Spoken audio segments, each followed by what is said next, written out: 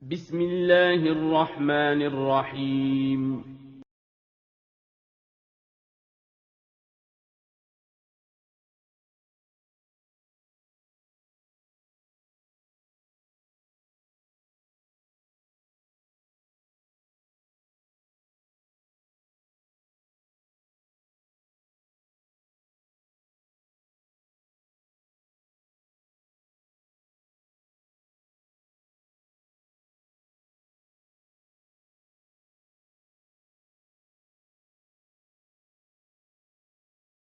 Bismillahirrahmanirrahim. Assalamualaikum warahmatullahi wabarakatuh. Alhamdulillahi rabbil alamin. Wassalatu wassalamu ala asyrafil anbiya'i wal mursalin wa ala alihi wa ashabihi ajmain, amma ba'du. Kaifa halukum?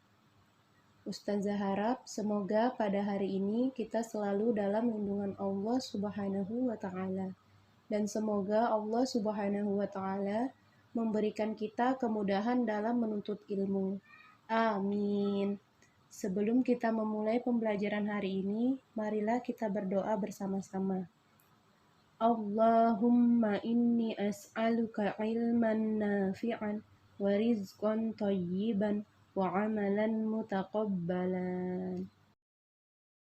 Alhamdulillah, anak-anak Soli, insya Allah kita akan melanjutkan materi sebelumnya pada buku tematik 2, tema 1, subtema 4, hidup rukun di masyarakat, pembelajaran 3 dan 4. Adapun materi yang akan kita pelajari hari ini yaitu yang pertama, kalimat perintah dan penolakan. Yang kedua, karya dari bahan alam. Dan yang ketiga, operasi bilangan cacah. Menceritakan pengalaman diri. Anak-anak bisa membuka bukunya halaman 163.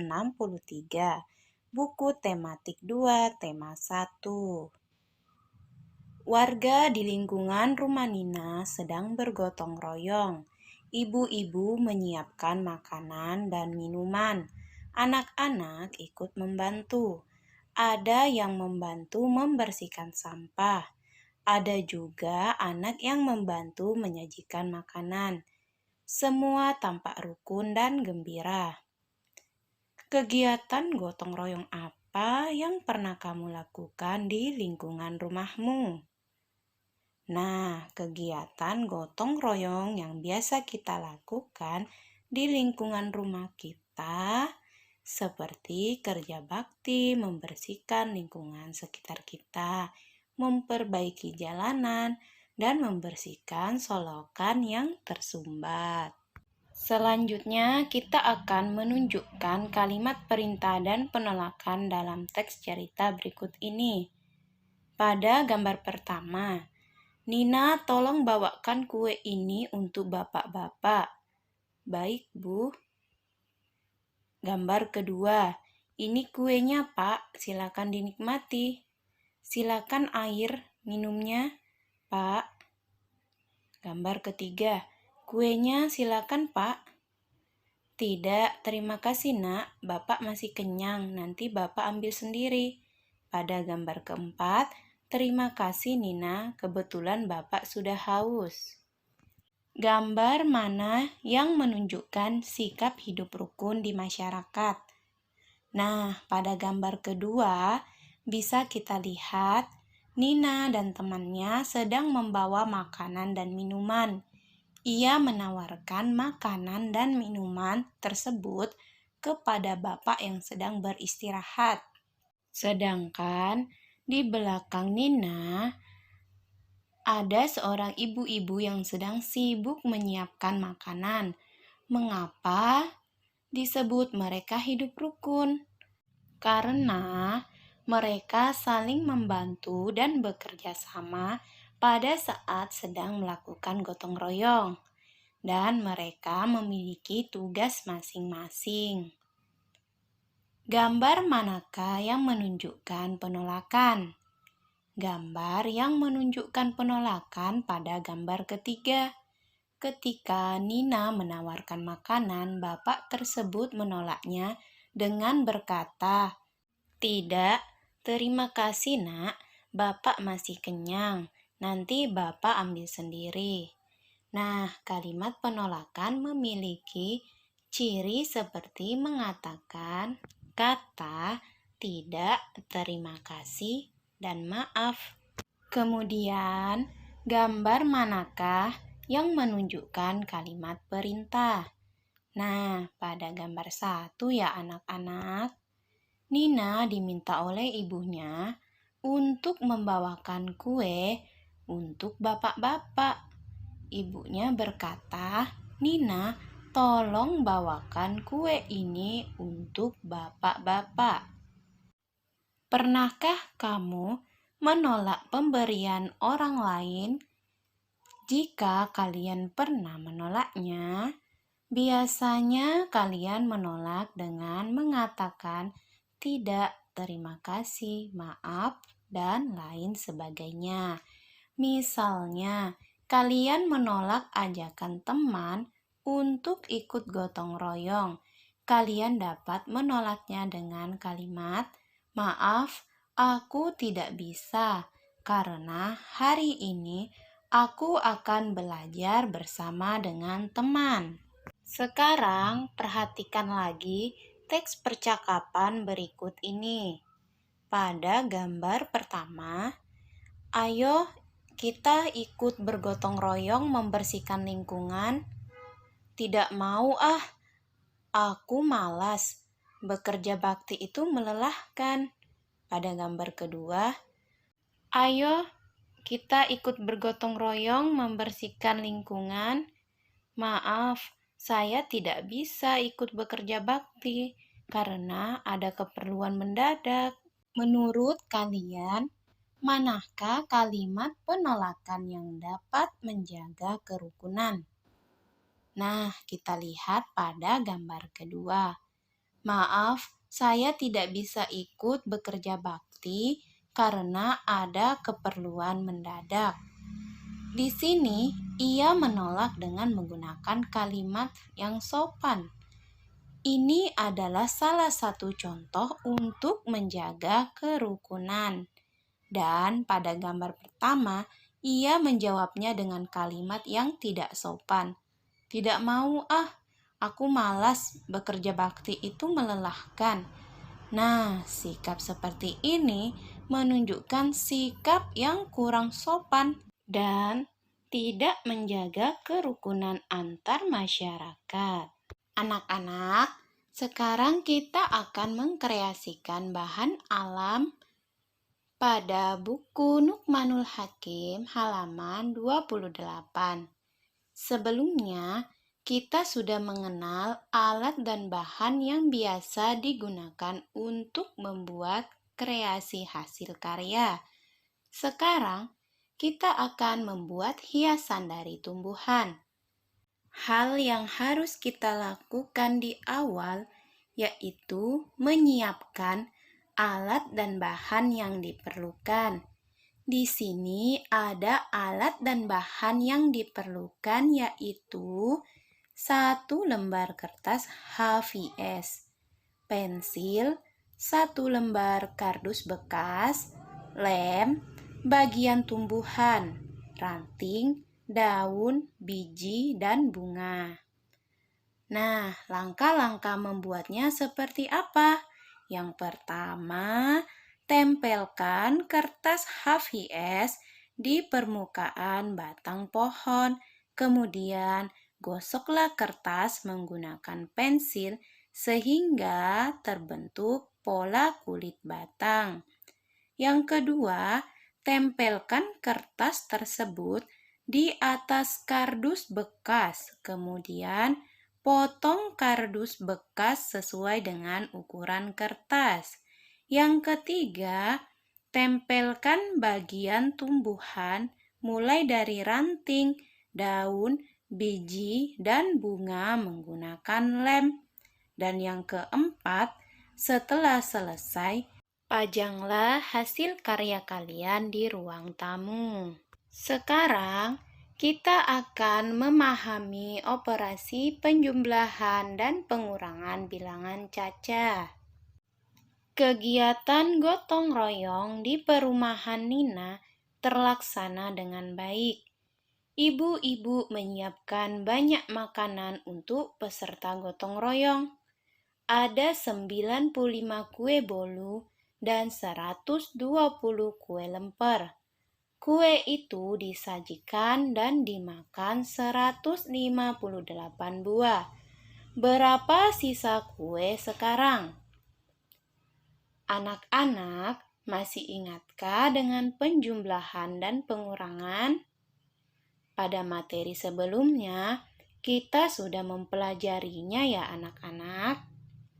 Sekarang, kita akan menjumlahkan dan mengurangkan bilangan di bawah ini. 95 ditambah 120 dikurang 158. Pada teks bacaan ditanyakan berapa sisa kue setelah dimakan. Maka untuk melihat sisa kuenya setelah dimakan, kita akan menghitung jumlah kue seluruhnya dengan menambahkan jumlah kue bolu dan kue lemper. 95 jumlah kue bolu ditambah 120 jumlah kue lemper. Lalu kita jumlahkan kuenya. 5 ditambah 0 sama dengan 5. Karena 5 tidak bisa ditambahkan dengan angka 0. 9 ditambah 2 sama dengan 11. Karena 11 terdiri dari angka puluhan dan satuan, maka satuannya kita tulis di bawah, yaitu 1. Dan angka puluhannya kita simpan di atas angka 1. 1 ditambah dengan angka yang telah disimpan yaitu 1, maka hasilnya 2. Jadi jumlah kue seluruhnya adalah 215. Selanjutnya, untuk mengetahui sisa kue, hasil jumlah kue seluruhnya kita kurang dengan jumlah kue yang telah dimakan, yaitu 215 dikurang 158. Sekarang kita kurangkan. 5 dikurang 8 tidak bisa ya anak-anak. Maka kita akan meminjam angka puluhan di depannya, yaitu 1, sehingga 15 dikurang 8 sama dengan 7. 1 karena sudah dipinjam sisa 0. 0 kita pinjam lagi pada angka ratusannya 1 sehingga 10 dikurang 5 sama dengan 5. 2 setelah dipinjam 1 maka sisa 1. 1 dikurang 1 sama dengan 0. Karena hasilnya 0, tidak perlu ditulis ya anak-anak. Sisa kue setelah dimakan adalah 57. Jadi 95 ditambah 120 dikurang 158 sama dengan 57. Sekarang Ustazah akan memberikan satu contoh lagi. 138 ditambah 52 dikurang 84. Kita jumlahkan terlebih dahulu. 138 ditambah 52. 8 ditambah 2 sama dengan 10. Kita tuliskan angka satuannya di bawah, 0. Lalu angka puluhannya di atas, 1. Kemudian 3 ditambah 5 sama dengan 8. Lalu kita tambahkan dengan yang kita simpan tadi, 1. Jadi 9. 1 karena tidak ada angka di bawahnya, maka kita turunkan saja 1. Jadi jumlahnya adalah 190. Selanjutnya kita kurangkan. 190 dikurang 84. 0 dikurang 4 tidak bisa ya, maka kita meminjam angka puluhan di depannya. Jadi 10 dikurang 4 sama dengan 6. Kemudian 9 dikurang 8. Karena tadi sudah kita pinjam 1, maka sisa 8. 8 dikurang 8 sama dengan 0. Selanjutnya 1 karena tidak ada angka di bawahnya, maka kita turunkan 1. Jadi jumlahnya adalah 106. 138 ditambah 52 dikurang 84 sama dengan 106. Nah, sekarang perhatikan soal cerita berikut ini. Kita akan menyelesaikan soal cerita dengan penjumlahan dan pengurangan secara berurutan. Yang pertama, Ibu membuat 115 kue lemper, 85 kue lapis, dan 75 kue donat. Berapa jumlah kue seluruhnya? 115 ditambah 85 ditambah 75. Karena dijumlahkan ya, jadi kita langsung menambahkan saja. 115 kue lemper kita tambahkan dengan 85 kue lapis. Kemudian kita jumlahkan terlebih dahulu. 5 ditambah 5 sama dengan 10. Kita tulis angka satuannya di bawah, yaitu 0, dan angka puluhannya di atas 1. Kemudian 1 ditambah 8 sama dengan 9. Kita tambahkan dengan angka yang telah kita simpan tadi. 9 ditambah 1 sama dengan 10. Kita tulis lagi di bawah angka satuannya, yaitu 0. Lalu kita simpan di atas angka puluhannya, yaitu 1. 1 kita tambahkan dengan angka yang kita simpan di atasnya tadi. 1 ditambah 1 sama dengan 2. Jadi jumlahnya adalah 200. Selanjutnya 200 ditambah 75. 0 ditambah 5. Karena angka di atasnya 0, dalam penjumlahan kita tidak perlu meminjam angka di depannya. Sehingga 0 ditambah 5 sama dengan 5. 0 ditambah 7 sama dengan 7. Lalu 2-nya kita langsung turunkan ke bawah. Jadi jumlah kue seluruhnya adalah 275. 115 ditambah 85 ditambah 75 sama dengan 275. Selanjutnya, soal yang kedua. Jumlah minuman mula-mula 336 gelas. Berapakah sisanya jika sudah diminum 59 gelas dan 92 gelas? Karena yang ditanyakan adalah berapakah sisanya, maka kita kurangkan. Jumlah minuman mula-mula kita kurang dengan jumlah yang telah diminum. 336 dikurang 59 dikurang 92. 336 dikurang 59. 6 dikurang 9 tidak bisa dikurangkan. Jadi, kita akan meminjam angka di sebelahnya. Jadi, 16 dikurang 9 sama dengan 7. 3 dikurang 5.